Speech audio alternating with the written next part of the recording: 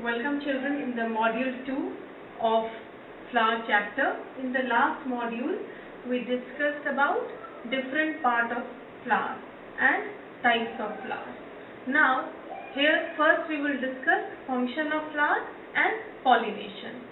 So by nature function of flower is to carry out the reproduction in plant. But apart from this we use flower for perfumes, aesthetic value, nectar, spices, and also fruits and seeds are produced by flower. And all these things they collectively make flower a very useful part of plant. So these are the functions of flower, and now we will discuss pollination. So the question is, what is pollination? And the answer is the process of transfer of pollen grains from anther to stigma is called pollination, and it is of two types.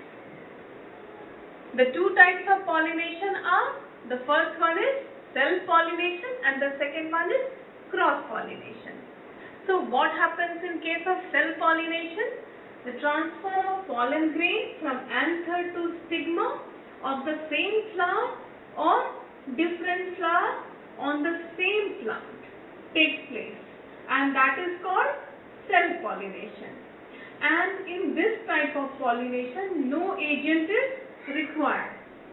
Once again, the transfer of pollen grains from anther to stigma of the same flower or different flowers on the same plant is known as self-pollination, and no agent is required in this type of pollination. Now the second type of pollination is cross-pollination. In this, the transfer of pollen grain from the anther of flower of one plant to the stigma of flower of another plant of same species takes place, and this type of pollination is called cross-pollination. So this was about self-pollination and cross-pollination, the two types of pollination. Now we will discuss different agents of pollination. So on the basis of agent, pollination is of four types.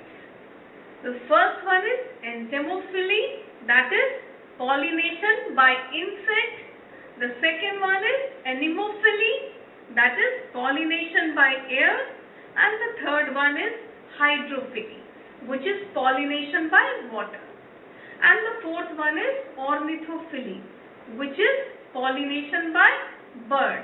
Once again I will repeat the four type of pollination on the basis of different type of agents. The first one is entomophily, that is pollination by insect, and the second one is anemophily, that is pollination by air, and third one is hydrophily, which is pollination by water, and fourth one is ornithophily, which is pollination by bird. We will discuss first one, that is entomophily. In this process the insect visits the flower, and the process of transfer of pollen grain from anther to the stigma of another flower is carried out by the agent, that is insect. Once again, in this process the insects visit the flower, and the process of transfer of pollen grain from anther to the stigma of another flower is carried out by the agent, that is insect. Now in fact insects visit the flower for its edible pollen grain or nectar, at times for nectar, sometimes for shelter against rain, heat, cold, and for laying egg. So while laying egg they also perform pollination. Now what happens? These pollen grains, they get attached to the legs of these insects, and they are transferred from one flower to another flower. Now, these insect pollinated plants have a very peculiar characteristics. Like, they are beautiful, brightly colored corolla they have, which attracts insects. They have very sweet scent, and the size of the flower is small. Also, nectars are present and edible pollens are produced. These pollen grains are sticky in nature. So, all these characteristics are present in insect pollinated plants. Generally, this type of pollination takes place in sunflower, China rose, pea, salvia, marigold, etc. And the common insects which are involved in entomophily process are bees, butterflies, moth and flies. Now, second type of pollination is anemophily. This type of pollination takes place by wind, and these wind pollinated flowers have a very different characteristics. Like, nectar is absent, no nectar is present in the flower. Then these flowers are colorless and they don't have any scent. Calyx and corolla is also absent in these flowers, and pollen grains are light and dusty, and these plants generally grow in huge groups. Also, the pollen grains which are produced, they are large in number. The structure of stigma is hairy and can catch wind-borne pollen very easily. So, this type of pollination generally occurs in maize, grass, wheat, pine, etc. Now we will discuss third type of pollination, that is hydrophily. In hydrophily, water is the agent. So, transfer of pollen grains of the stigma of another plant occurs through water. These water pollinated plants have some peculiar characteristics, like pollen grains are large, filamentous, unwettable and swim under the water. The male flower gets detached and float on the surface of the water, and the stigma of the flower is large, sticky and well exposed. Now, hydrophily occurs in aquatic plants like Zostera, Vallisneria and Hydrilla. Now, pollination in Vallisneria is a very good example of hydrophily. So, what happens in case of Vallisneria? Female flowers with long stalks float on water surface, and male flowers are submerged in water. Once the male flower gets mature enough, it is detached from the plant body and it floats on the surface of the water. Then these flowers come in contact with the female flower, and then the pollen grains are shed on to the stigma of female flower, and pollination takes place. Now, the next type of pollination is ornithophily. So, ornithophily is when pollination by birds takes place in plant. Once again I am repeating, ornithophily is when pollination by birds takes place in plant. So, it takes place in plants like bombax, begonia, canna, etc. Now, these bird pollinated plants have some peculiar characteristics, like they are large in size and stout, they are brightly colored, floral parts are thick and leathery, and then nectar is produced in big amounts, and also edible pollen is produced in abundance.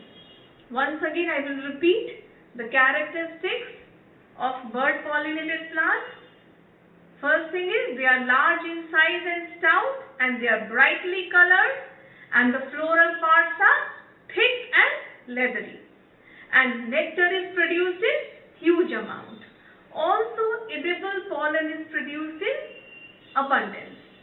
Now a very special case of pollination is pollination by bat.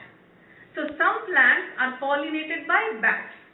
You all know that bats are nocturnal birds. They are unable to see at night, but they are attracted by strong smell of flowers, and by that smell they come in contact with those flowers and carry out the process of pollination.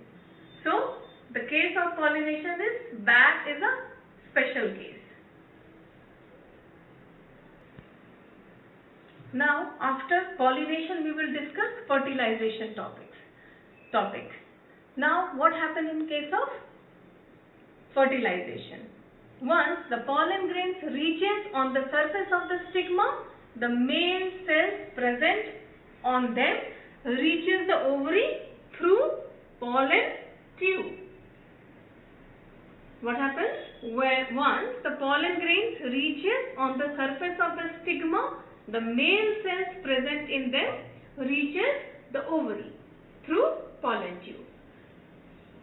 Now male cells when reaches ovary, they are released from the pollen tube. Here they fuse with egg cells, that are female cells in the ovule, and they produce zygote, and zygote is the single cell. So we can say the fusion of male and female sex cells or gametes is called fertilization. Once again I will repeat, the fusion of male and female sex cells, that is gametes, is called fertilization. In other words, a good definition of fertilization can be, it is a process in which fusion of nuclei of male and female gametes takes place, which leads to the formation of zygote. Once again I will repeat, fertilization is the process in which fusion of nuclei of male and female gametes takes place, and which leads to the formation of zygote.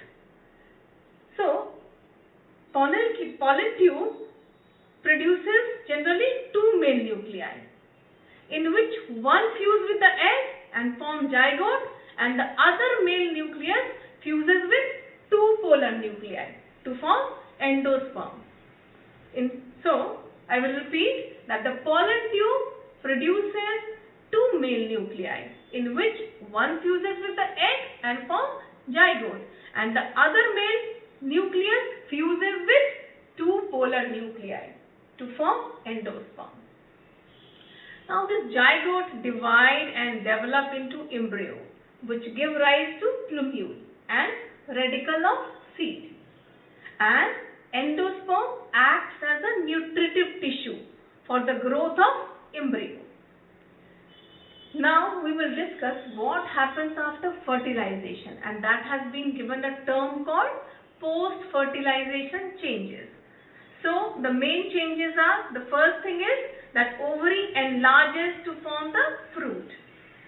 And the second thing is ovule present in the ovary, which contains the fertilized cell, develop into seeds. And these seeds, they give rise to new plant. When we sow them in the soil, new plant is born. And the other parts like sepals, petals, stamen, style and stigma, they dry off and fall off. This is all about fertilization, which we have to do in this class. Now, in the next module, we will discuss about fruit and seeds.